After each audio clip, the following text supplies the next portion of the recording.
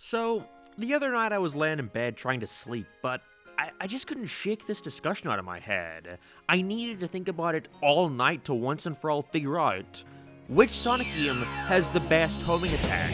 This is not a joke, this came to me while I was trying to sleep at like 3 a.m, so you're just gonna have to listen to this now, you're welcome. Now, we all know about the homing attack, right? How it wasn't present in the classic Sonic games, but added to the 3D entries as an integral part to Sonic's moveset, because if not, it would make attacking Badniks a goddamn nightmare with how precise you'd have to get, especially with a character as fast as Sonic. Well, if you didn't, you do now. But despite being present in almost every Sonic game for the past 25 years, there have never been more than 2 releases in history where it remained consistent. It's always changing, and some of them are without a doubt better than others. Looking at you, Sonic the Hedgehog. You scum. So today I thought it'd be fun to take a look through each and every mainline Sonic game to figure out which version of the homing attack is best, and also which is the worst. Now, naturally, since the homing attack was first added to the 3D Sonic games, it would only make sense to start with Mech Arena. This video is sponsored by Mech Arena. We all love Sonic, right? And what's better than blowing up giant mechs? Not much, right? That's why I'm glad to be talking about Mech Arena. With fun and engaging mechs to play as, such as the Guardian, who's all about tearing down defenses and blowing away enemies, with his signature abilities like System Crash, which resets cooldowns on enemies' abilities, or Panther, whose high energy capacity allows for it to carry really powerful weapons, and makes for the perfect sniper's nest. Now, May's main event is the Biohazard Brawl, a mech melting event featuring deathmatch and free-for-all tournaments for grimy, industrial-themed maps. With completely new weapons, Eclipse, Pilot Neve, and looks like the Hazmat skin, and Season 19's Battle Pass, there's no better time to check out Mech Arena, especially because it's completely free on Android, PC, and iOS. And by using my personal link or scanning my QR code, you can get bonuses worth $30. Like 1 Rocket Mortar 6, 1 Amateur Crate, and 1 skin. So don't wait around and download Mech Arena today. And thanks to Mech Arena for sponsoring this video. Oh crap, yeah, I completely forgot. This game exists. Yeah, so while not a part of Sonic's natural moveset, you can break open this unique yellow item capsule that practically gives you the same ability as Sonic's regular homing attack. Now, as we're all aware, Sonic 3D Blast is not known for its precise movement, which is especially difficult in a game where the aim is to defeat every enemy in a stage, so a homing attack in a game like this is a freaking godsend. Because of that, it makes getting this thing almost mandatory unless you want to pull your hair out, which makes every level a slog until you find one, which sometimes is incredibly fucking tedious. I only wish they had the foresight to make this a normal part of Sonic's moveset, but I guess I can't really dock the move itself for that because really it works perfectly well. I'm not a fan of the ugly yellow aura that constantly surrounds you when you have it, but it makes the game way more fun once you obtain it. And so, I guess I'll say it's pretty good. Probably the only nice thing I can say about that game. Next, we have the Hedgehog's big jump to 3D, Sonic Adventure, which saw the homing attack become a staple of his moveset. Personally, I think Sonic Adventure is the closest we've ever gotten to a Sonic who controls perfectly in a 3D official game, and the homing attack is no exception here. First of all, it helps that Sonic in general just has a super floaty jump in this game, which already gives it an edge over 3D Blast.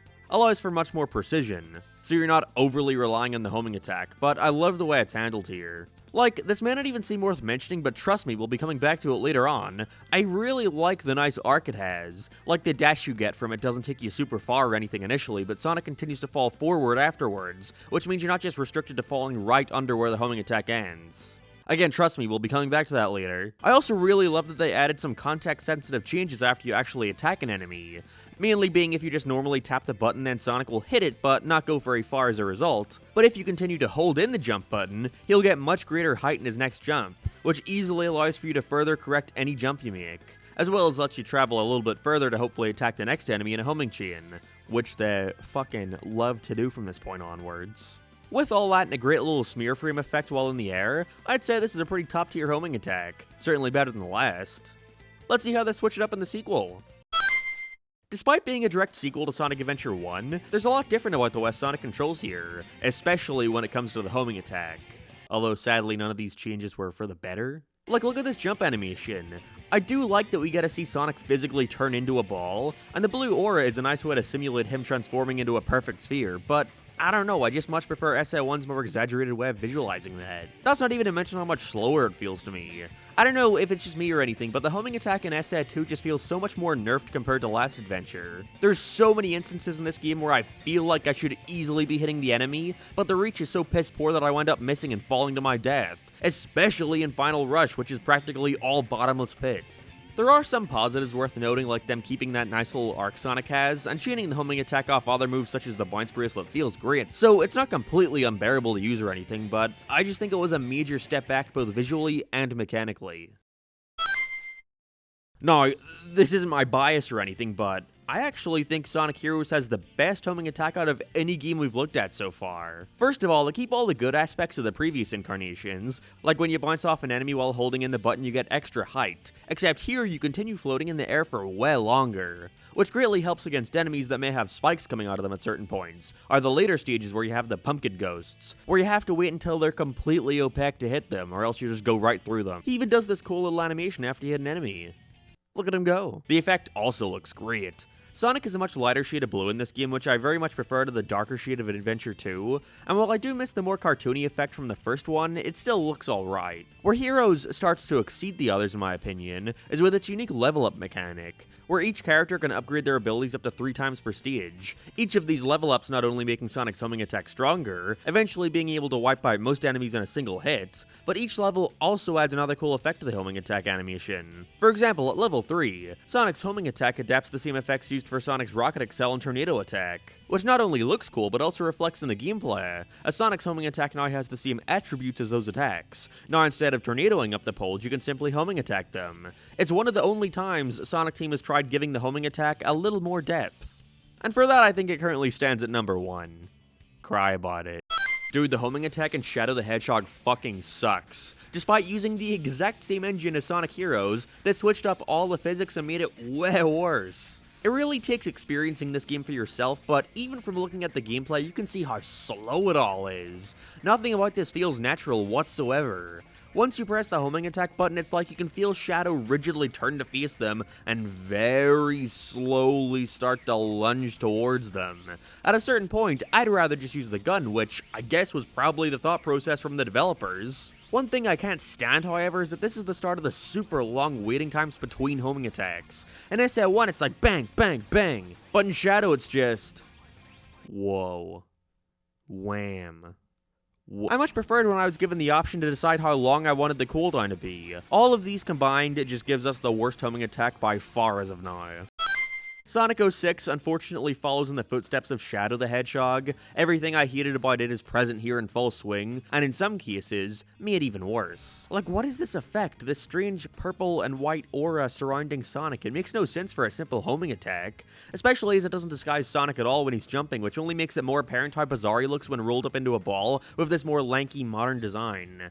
And if you're gonna say it's to attack enemies, then guess what? The jump ball doesn't even do damage in 06 for some reason. The cooldown has somehow been made even worse. If you check out the E3 demo, he chains off these enemies in no time flat, super reminiscent of SL1. Yet in the final game, there's this long-ass wait time between attacks, and they managed to fuck it up even beyond that, as during that cooldown, you can only move Sonic like a fucking millimeter in the air. There's no opportunity to try and correct yourself before landing to avoid bottomless pits or stage hazards, meaning you're at the game's mercy, which is not a good thing when the game is Sonic 06. You basically have to rely on doing another homing dash, but for some gravity-defying reason, the homing dash just sends you in a straight line instead of an arc, before dropping you like a fucking rock. So it becomes super frickin' finicky to land yourself. I don't understand who decided the homing attack would send you straight now, but get used to it because it's here to stay.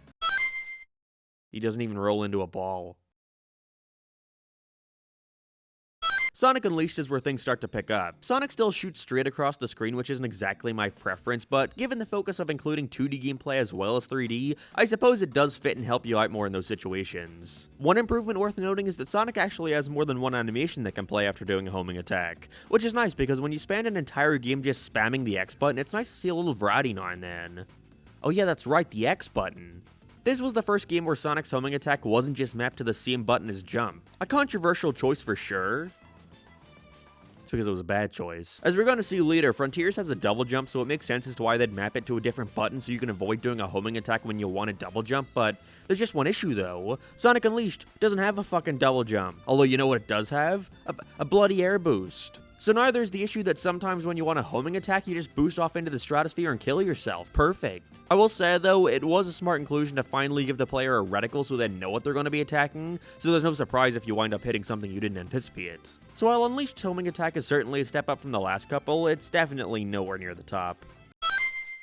It's the exact same as Secret Rings, except even worse because it doesn't even fucking hurt enemies. It's to encourage you to use this really cool buzzsaw attack where you swing your sword around while doing the homing attack, but really, that just adds an extra thing to consider just to do the same amount of damage a regular homing attack would have give. This move does not belong in a 2D game. I'm glad they brought back its arc and all, but there is such a long cooldown time between attacks that it completely breaks the flow of the game. This shouldn't have even been here. Okay, so imagine Sonic Unleashed, except instead of an air dash, you have a double jump. That's Sonic Colors. Also, this is when the homing attack started to have this weird bright solid blue ball effect. I don't hate it on its own, but I do prefer the others where we could at least see Sonic while instead see it. Okay, so imagine Sonic Colors, except instead of a double jump, you have an air dash.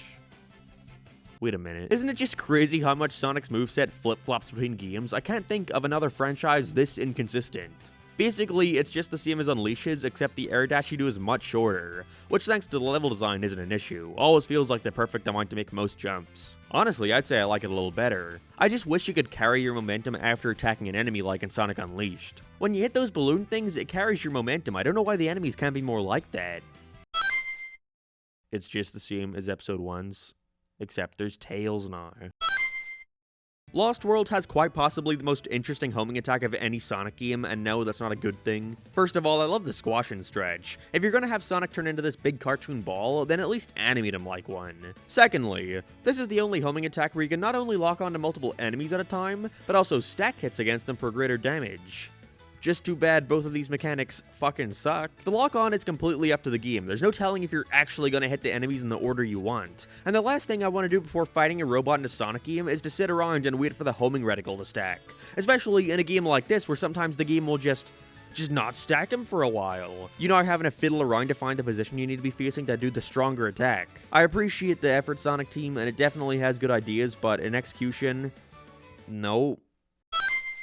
I really hate the way Sonic's homing attack looks from Forces On, lighting up like some cheap rubber ball toy with a 2D Razor Blade PNG surrounding him. Also, how was there a downgrade in terms of the animation? Why does Sonic only have one homing attack animation? Half of what you're doing in this game is homing attacking. Why couldn't they simply transfer over the animations from Generations and Unleashed? The model isn't that different. I do like how quick it all is though, like it's the fastest yet, but I really am not a fan of how he just flies up in the air and stays there for a couple seconds before dropping straight to the ground. Did they not realize the appeal of gaining a lot of airtime from a homing attack was not only that it was up to the player and their inputs, but also helped with air movement? This shit's bad. And finally, we have Sonic Frontiers. The first time that the homing attack can be used from the ground. No need to jump. Now, this wouldn't work in a more simple Generations or adventure-style Sonic game, but for an open-zone experience focused on combat, it works extremely well for quickly closing the distance between you and your enemies. Great for dodging attacks as well. The fact that it also opens you up to using a plethora of air combos also gives it the help it needs to be an essential move for Sonic in this new era of the series. And there we have it. It's bizarre to see how all over the place one of Sonic's staple moves is, but I think it goes to show that no matter how many different ways Sega tries to make a Sonic game, the homing attack will always remain a necessity. Now you want to see really inconsistent? You should check out the spin dash. I gotta go work on a new video. I'll get by.